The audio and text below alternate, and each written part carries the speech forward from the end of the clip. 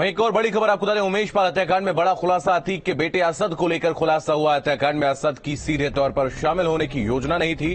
Car में बैठकर असद को शूटआउट पर नजर रखनी थी। तो गोली लगने के बाद जब उमेश भागे तब असद कार से निकला। असद को लगा बिना उसके शामिल हुए उमेश पाल नहीं मरेगा, तो उमेश को मारने के लिए असद पिस्टल लोड करते हुए कार से उतरा। 2 गोलियां लगने के बाद गली में भागे थे उमेश पाल।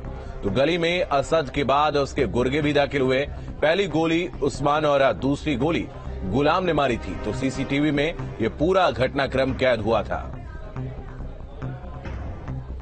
मानवेंद्र हमारे सहयोगी अधिक जानकारी के लिए इस वक्त हमारे साथ जुड़ रहे हैं। मानवेंद्र, आपके पास आएंगे। जैसा कि जानकारी सामने आ रही है कि असद, जो कि अतीक का बेटा है, वो इस पूरे घटनाक्रम में सीधे तौर पर शामिल नहीं होना चाहता था, नजर रखना चाहता था, लेकिन जब उमेश को उसने भागते हुए देखा तब उसने फायर किया।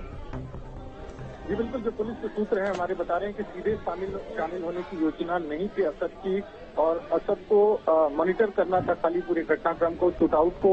लेकिन जब आप देखें तो उमेश पाल को पहली गोली जो है वो उस्मान ने मारी और दूसरी गुलाम ने मारी, और उसके बावजूद उमेश पाल उठ करके अंदर भागे हैं। दरअसल उमेश पाल को सड़क पर ही ढेर करने की योजना थी, लेकिन जब उमेश पाल 2 गोली लगने के बाद भी अंदर भागे हैं तो शायद असद को लगा होगा कि उमेश पाल बच जाएंगे, और उसके चलते जो है असद को गाड़ी से उतरना पड़ा है, और गाड़ी से उतर करके पिस्टल को लोड करते हुए भी असद सीसीटीवी में दिखा है।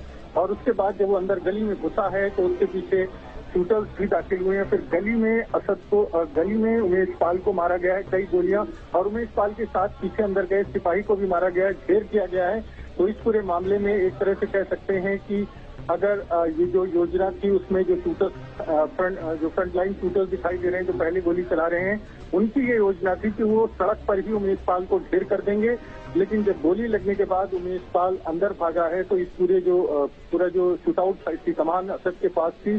फिर असद को भी भागना पड़ा है, उसके पीछे उसको लगा कि शायद उमेश पाल बच जाएगा इस शूटआउट में, और उसके चलते असद को अंदर भागना पड़ा है।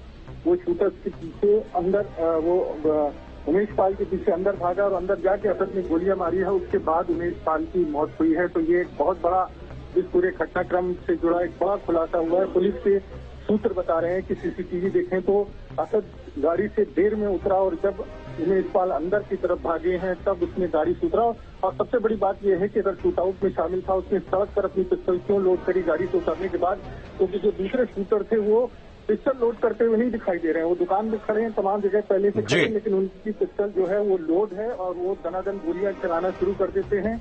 और पिस्टल लोड करना अपने आप में इस बात का संकेत है कि योजना नहीं थी सीधे शामिल होने की इस पूरी घटना में। बिल्कुल, बहुत धन्यवाद मानवेंद्र, आपका हमारे साथ जुड़ने के लिए, तमाम जानकारी के लिए बहुत शुक्रिया। तो 2 गोलियां लगने के बाद उमेश पाल गली में भागे थे, और उसके बाद असद कार से उतरकर पिस्टल लोड करता हुआ आगे बढ़ता है और उमेश की गली में घुसकर फायर करता है। उस्मान एनकाउंटर पर एडीजी लॉ एंड ऑर्डर